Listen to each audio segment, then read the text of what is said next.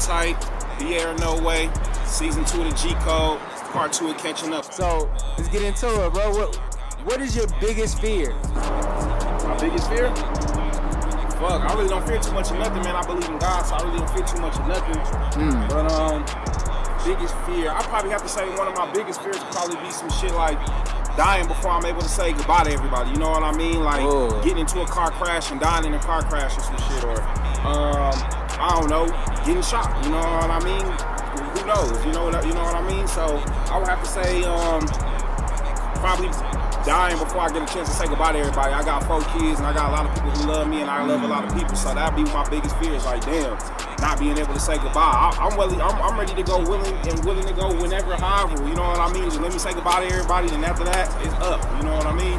So that's probably my biggest fear is just dying before I'm able to say my goodbyes to everybody. Bro, that sounds like some legend shit. I'm not even going Not for real. You know what I mean? Other than that, I don't give a fuck. I really don't fear too much of nothing, like, you know? It is what it is. I just don't want to die before I say goodbye to my mom and my kids, my family, you know what I mean? Shit like that. That's lit, bro. I'm not gonna lie, that's real. Okay, so what's the best piece of advice you've ever received? Trust no one, nobody, bro. Your family, your friends, your homeboys, your homegirls, your bitch you sleeping with. Motherfuckers will tell you they love you, bro. Get up, get out the bed, shit, shower, shave, and go do some of the most bogus shit behind your back. For real. Come home to you, lay up with you, fuck with you, hug, kiss you, whatever the case may be, bro. Like it never even happened. These motherfuckers are snakes. A lot of these motherfuckers out here living 2 and 3 separate lives. You know what I mean? On social media, they one person, but behind closed doors, man, these motherfuckers ain't clean. Their bodies ain't clean. Their houses ain't clean. Their minds ain't clean. You know what I mean? So with all that being said, bro, the best advice I've ever gotten, if you're watching this, trust nobody. Nobody. I trust 4 people. That's my kids. Other than that, I play it how it go. Just trust nobody. That's the best advice I ever got. How many times have you been locked up in your career? In my career? Well, maybe not career. I mean, just period. I've been good. You know? I've been locked up. Okay, true story, bro. I'm gonna make this quick.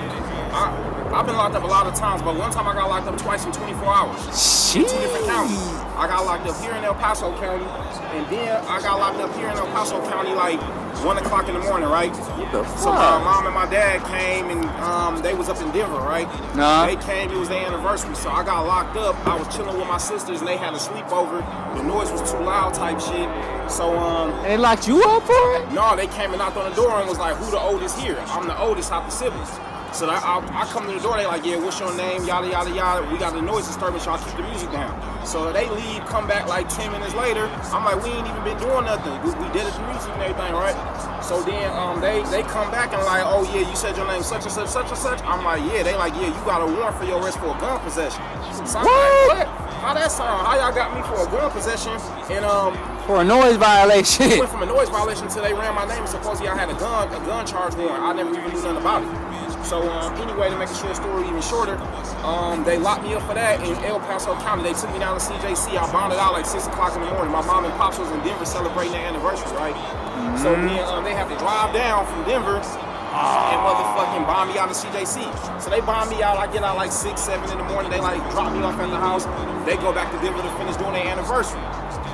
I get a phone call to come up there like a little bit past Manitou, Cripple Creekish area to come bust and play. So me and my homeboy jump in the car, we driving, I'm on 24s, TVs falling, all this type of shit. I'm in a dope boy car in a not dope boy town. Oh. So yeah, we driving up the Cripple Creek. They jump behind me, pull me over. I ain't got no license, no insurance. I ain't supposed to be driving. I got something in the car.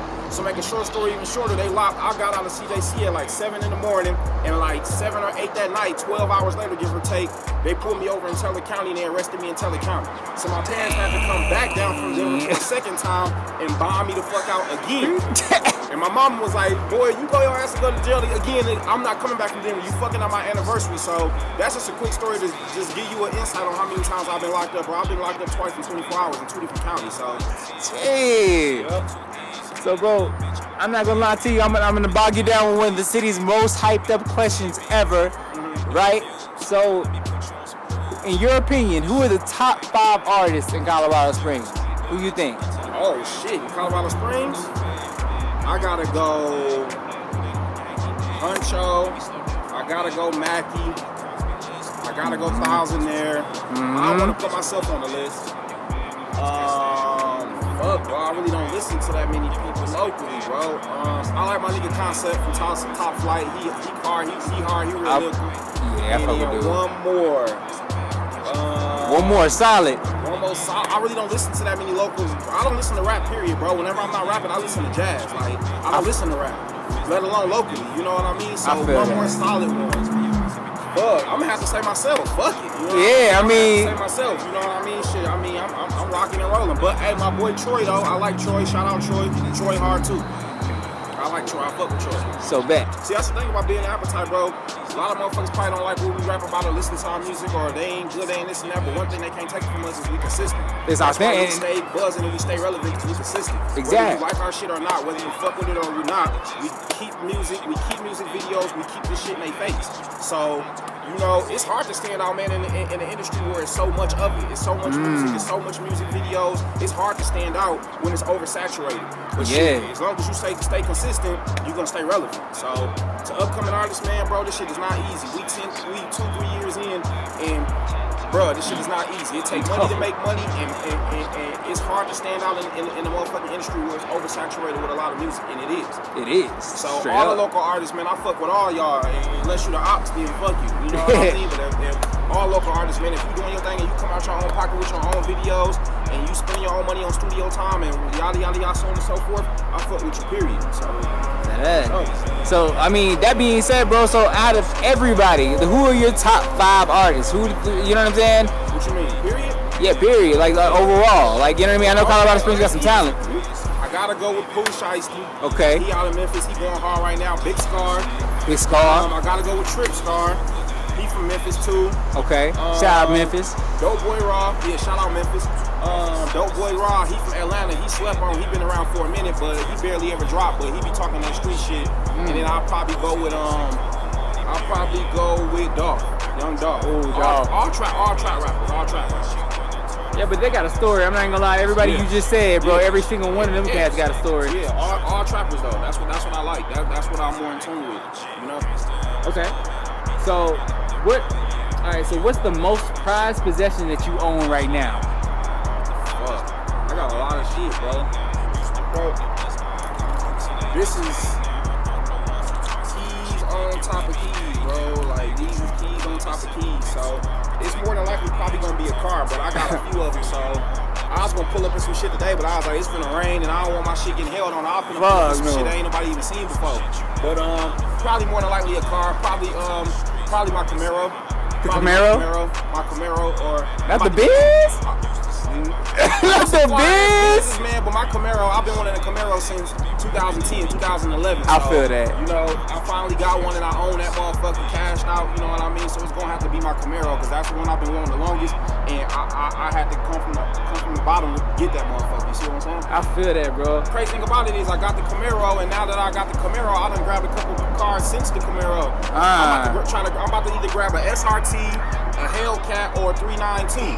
You know what I mean? I'm finna grab something like something that's gonna growl and take off. So it's like I grabbed a Camaro and that's my favorite one, but I done grabbed 2 or 3 more cars since then, bro. So it's hard to say, bro. Probably a car if we're talking materialistic shit. You know what I mean? So if we're not talking about materialistic shit, what has the most value? Pistol. A pistol. I feel that. Yep. Because that motherfucker done got me out some situations. It done saved my life. I wouldn't be sitting here speaking to you if it wasn't for that. So that's a possession that's never gonna lose value, man. And that protect your life. That protect your family's life. You know what I mean? Yeah, true. So definitely probably gonna have to be on some handwork shit. Of course, you know what I mean? Yeah. So what album can you listen to every day? Like what's one that you just jam beginning to end every day? Like I can listen to it and never get tired of it? Yeah, like you know what I'm saying? Some classic shit. Like, you know, for you. Motherfucking Tupac, All Eyes on Me. Oh yeah. All Eyes on Me, man. Tupac, All Eyes on Me. The very first double CD ever made in mankind history is Tupac, All Eyes on Me. I can listen to that motherfucker all day, every day. Shorty Wanna Be a Thug, Nigga. If I'm mistaken, Hit 'Em Up is on that, but I could be wrong. I think Hit 'Em Up is on that. Yeah, Life Goes On, all that shit. Shorty Wanna Be a Thug, all that shit, man. So Tupac, All Eyes on Me is one CD I can listen to all day, every day, and never get tired of it. Tupac, my favorite artist. All right, give me another one. Give me one more. Fuck. Let me go something that's not street. I think it's J. Cole album. No, it's Drake's Thank Me Later. Oh, yeah, bro. Drake Thank Me Later. I have a whole conversation with you on that one. Yeah, Show Me a Good Time is my favorite Drake song. Bro, dead ass, bro. That whole album was. Thank Me Later by Drake. Shout out Drake. What's your biggest pet peeve ever? What's the one thing that really gets under your skin? Biggest thing that get under my skin. Biggest pet peeve. Probably when motherfuckers try to play me like I'm stupid. I hate when motherfuckers try to run game on you, but every situation to where you fucking with a nigga or you fucking with a female and you put them on moves or you show them shit or you put them on game or you show them some moves and they try to turn around and play you like you a dummy. Like you don't know what you do. You just put them on. I just put you on some game, so if I put you on some game, clearly your game wasn't on point. So how you gonna try to play me and I put you on game? Like I can't stand when motherfuckers try to play me like I'm dumb. I'm a chess player, not a checkers player. You know what I mean? Like motherfuckers be moving and thinking that I don't know they moves when I already done keep game and knew you was gonna make this move before you even knew you was gonna make this move. For so, real. With that being said, my biggest pet peeve is when motherfuckers try to play me like I'm a fool, bro. My intuition so on point. While you think you shooting a shot that I don't know you shooting, I already knew you was gonna shoot that shot. You see what I'm saying? Right, hoping you wasn't gonna do the dumb shit. Yeah, I be setting motherfuckers up. I'll test you quick. I'll leave you alone and stop fucking with you on purpose just to see what you really on. Yeah. And then try to see if you gonna come back and lie. So to answer the question, bro, my biggest pet peeve is when motherfuckers try to play me like I'm stupid, bro. I hate when motherfuckers try to play me like I'm dumb. Cause I'm a street nigga, but I'm smart as fuck. My intuition be on point. I tell niggas like, hey, this and this and this finna happen. And sure as shit, they call my phone like, G, man, you ain't lying. Every single thing you said he or she was gonna do, they did. You see what I'm saying? Bro. My intuition be on point, bro. So I don't like when motherfuckers try to play me like I'm a fool, bro. That shit irritates the fuck out of me because I'm sitting there looking at you like you had the chance to be solid, and instead of being solid, you want to try to run game on the niggas who put you on game, who showed you some game. You know what I'm saying? Come on, bro. Yeah, You can't I come don't on. like that shit, bro. You can't hustle no hustler, bro. Come on. Yeah. The one thing about being a retired player is I know when I'm being played. Don't ever try to play me because I know when I'm being played. You can sit in my face and lie all you want to. The thing about it is this. Motherfuckers can tell you what they want to all day, but their pattern is gonna show you. Yeah. And you got a pattern. Before this and this happened, you would hit me up, fuck with me all day and consistently. Now all of a sudden your pattern off. Like now you pattern. If you want to know the truth about a motherfucker, check out their patterns. Fuck their words. Fuck what they telling you. Watch how they move. Their pattern is gonna tell you everything you want to know. Straight up. Free game. It's a free game. That was for free. Dropping gems on these niggas, bro. Watch your motherfucking patterns. Words don't mean shit. No. I'm a millionaire. That was what my lips just said, but I just lied. Clearly, I'm not a millionaire. Watch your motherfucking patterns. If you want to know what a motherfucker really got going on, watch how they move. And when they start moving different, because they doing different shit. Preach, bro. All right. So, what's the best thing that you've learned from the streets that you can like take with you wherever? You know what I mean? The best thing I learned about the streets is the hustle. Whether you work in a 9 to 5, whether you in the streets, or whether you in the music industry, wherever you at, the hustle. You get what you put into this shit. If you don't show up to your job, you're not getting paid for them hours. Exactly. If you ain't got no work in the streets, you're not getting paid for no sacks. If you ain't got no music or no CDs in the music game, you're not getting paid because you ain't got no content. For real. Hustle is the best thing I learned in the streets. So, bro, tell me what's in the works for the next project that you got lined up, man. What's going on with BA? Man, as of right now, man, I just this morning dropped my Black Air Force One Activity Part 2 mixtape on YouTube. And I got it on private right now. I just got it up there, and then on Friday coming up, I'm gonna go ahead and release it to the public. But as of right now, I got Black Air Force One Activity Part 2, and then I got Love, Vin, and Trapping Part 2. I just shot a video to Love, Vin, and Trapping Part 2 yesterday on some R&B type time, and that's pretty much what it is right now, bro. Like I said, I got a million songs and stuff like that, but as of right now, I got the street shit, which is the Black Air Force One Activity, and then I got the second, which is Love, Vin, and Trapping Part 2. You can take, at any walk of life, and take something from that tape. I got the Love on R&B, I got the Venting on some real life shit, and then I got the Trapping, which of course is the street shit. So those are my two next upcoming projects. Okay, bet. Which one is your favorite? You know I gotta do it, bro. What's your favorite track on the project so far? What should people be looking for? On the Love, Vin, and Trapping Part 2, my favorite track on there is either gonna be New Love or Pain in My Eyes. So those are gonna be, I'll do 3. So I'll do the Trapping one on there is gonna be Dylan. Okay. That's the trap one. That's my favorite one on the trap one. The R&B one is gonna be New Love, a song called New Love. It's more so on some when you hear the song, you're gonna think that maybe I'm speaking in general, but I freestyle it. I told Buddy hit record, I like the beat, and I ran right through it one time. But it's more so on speaking shit into existence. You know what I mean? For those that's going through a heartbreak or going through a situation where they want to move on mentally, but they can't. So it's like more so I really punched it and put it out for people to hear it and listen to it, and okay, cool. If I listen to this enough, I can take that extra step forward. So it's gonna be New Love, it's gonna be Dylan, which is a trap song, and then on the Vinton side, it's gonna be Pain in My Eyes. Okay. So those are the three on the Love and the Trapping. Then as far as on the Black Air Force One Activity Part 2, it's the first song on there. It's called 5s and 10s. I say took all the 5s and 10s, ran it up and bought a Benz. I actually went and got a Benz, all 5s and 10s. I cashed out all 5s and 10s on the Benz, no cap. So I made a song called 5s and 10s. So that's my favorite one on there. I fuck with that heavy, bro. That video though, I gotta get a whole bunch of 5s and 10s if I spend them all on the Benz. So I gotta go get a whole bunch of 5s and 10s and shoot that video, cause that's a hard ass song. Shout out motherfucking Big Sky. I used this beat. He got a song called Lit Ho, and I used that beat for my 5s and 10s. Fucking right. That's what I'm saying, bro. So I want to ask one more thing before I get into the final question. What up? You know what I'm saying? So, gee, so what's the inspiration behind Love, Vinton, Love, Vinton, Trap? Love, Vinton, and Trapping. And Trapping. What's the inspiration behind that? That's my life. That's my life, bro. Like, I got a big heart. Like, I'm a street dude, but I got a big heart. Like, I got a really big heart. When I fall in love, I'm in love deep.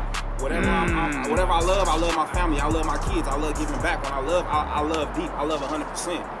And so that's that, you know what I mean? And then on the Vinton, as humans, period, we go through shit. You know what I mean? So I like to story tell, and this happened to this person, and this happened to this person. Basically saying that it happened to people, and if it happened to you, you can get through it because they did. So that's where the Vinton comes from, and the trapping speaks for itself. That shit ain't no fucking hobby. That's my life. That's what I do. But when people hear trapping, they hear, oh, drug dealer. I got my hands on a lot of shit. You know what I mean? Exactly. I got my hands on a lot of shit. I'm trying to open up a restaurant. You know what I mean? I got my hands on a barber shop. I'm trying to open up a car wash. Like, you know what I mean? Don't get me wrong. I get it how I live, but at the same time, when you hear me say trapping, that don't mean I'm selling drugs. That just means I'm doing whatever I gotta do short of selling my soul to get to the bag. So I got one last question before we get to the end, because that actually brought up another one, bro. Let's go. What's the difference between a trapper and an entrepreneur? What's the difference? Is there a difference? There is no difference. Why do you say that? Okay, so prime example, whoever owns this apartment complex, right? This ain't they only apartment complex. Yeah. So with that being said, they probably own this apartment complex, own another one, own a couple houses, own a couple other businesses. They getting money from multiple different sources of income. That's what I consider a trapper. Okay. You don't have to be sagging, smoking weed, shooting guns, and selling drugs in order to be a trapper. When you get into that money and you getting it from multiple sources of income, and you taking a little bit of something and turning it into a lot of nothing, you are a trapper.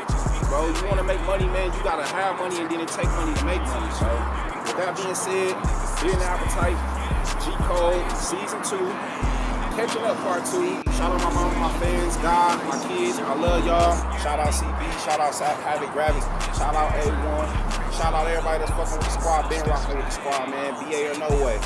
Shout out Thousandaire CEO. Love you flight, bro. Billy.